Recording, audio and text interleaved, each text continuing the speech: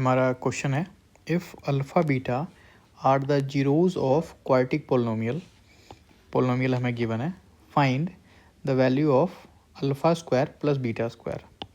क्या कुछ गिवन है, पहले लिख लेते हैं। सबसे पहले गिवन है हमें कि एक हमारे पास क्वाड्रेटिक पोलिनोमियल है जो कि है A X square plus B X plus C. इसके अलावा हमें क्या गिवन है कि अल्फ़ा और बीटा इसके जीरोज़ हैं, ठीक है। और हमें क्या पता है, पहले से हमें पता है कि अल्फ़ा प्लस बीटा जो है वो माइनस बी अपॉन ए के इक्वल होता है। और क्या पता है हमें कि अल्फ़ा बीटा जो होता है वो सी अपॉन ए के इक्वल होता है, ठीक है। इतनी सारी बातें हमें पहले से मालूम है, लेकिन कुछ बातें अब अलग से समझो। सबसे पहले ये समझो कि A cube plus B cube का फॉर्मूला क्या होता है। इसका फॉर्मूला होता है A plus B A square plus B square minus A B, ठीक है। पहले ये समझो, इसकी ज़रूरत पड़ने वाली है इस क्वेश्चन के अंदर। और इसके अलावा और क्या हम लिख सकते हैं, इसको ध्यान से बिल्कुल याद कर लो, ये बहुत ही काम आने वाला है आगे भी अलग अलग तरह के क्वेश्चनों में, ठीक है। एक बात और क्या है कि ए स्क्वायर प्लस बी स्क्वायर को हम क्या लिख सकते हैं, ए प्लस बी का होल स्क्वायर माइनस 2ab, ठीक है। हम ये भी लिख सकते हैं बिल्कुल।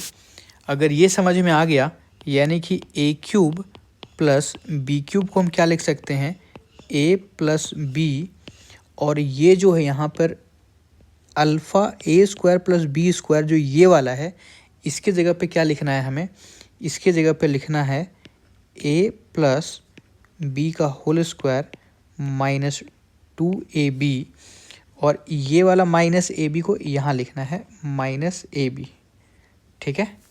ये सिंपल है। अब आगे थोड़ा और सॉल्व करते हैं, तो ये हो जाएगा ए प्लस बी इंटू ए प्लस बी का होल स्क्वायर माइनस 3ab। अगर समझ में आ गया हो तो बताओ। यहाँ से माइनस 2ab और ये माइनस ab, ये हो गया 3ab। अब ध्यान से देखो कि हमें वैल्यू किसका निकालना है, alpha cube plus beta cube. यानी कि मैं अगर लिखना चाहूँ तो alpha cube plus beta cube को कितना लिख सकते हैं, हम लिख सकते हैं उसे alpha plus beta bracket alpha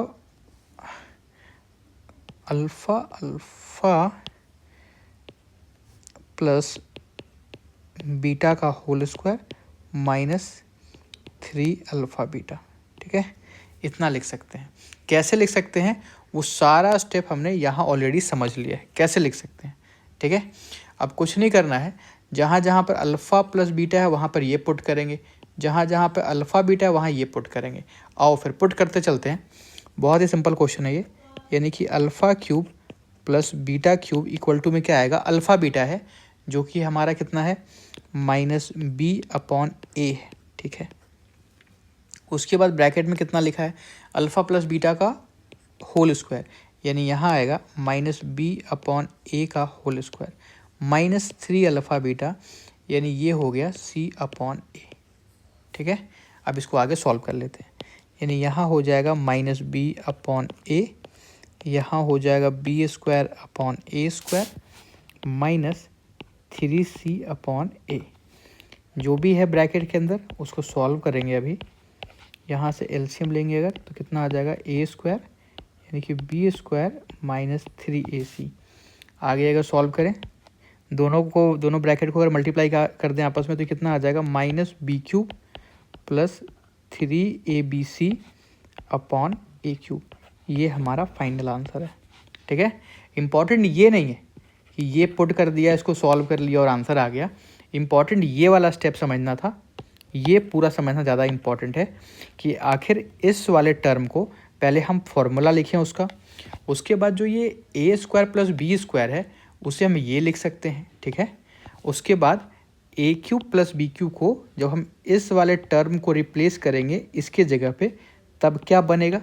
और अगर एक बार यहाँ तक कोई पहुँच गया, ठीक है, कोई अगर यहाँ तक पहुँच गया ये पुट करते हुए, तो उसके बाद तो बहुत ही आसान है, क्योंकि जहाँ जहाँ पर अल्फ़ा प्लस बीटा है वहाँ माइनस बी अपॉन ए पुट कर दो, जहाँ अल्फ़ा बीटा है वहाँ सी अपॉन पुट कर दो और उसके बाद सॉल्व कर लो, तो यहाँ तक कोई भी पहुँच जा सकता है। ठीक है, उम्मीद करता हूँ आपको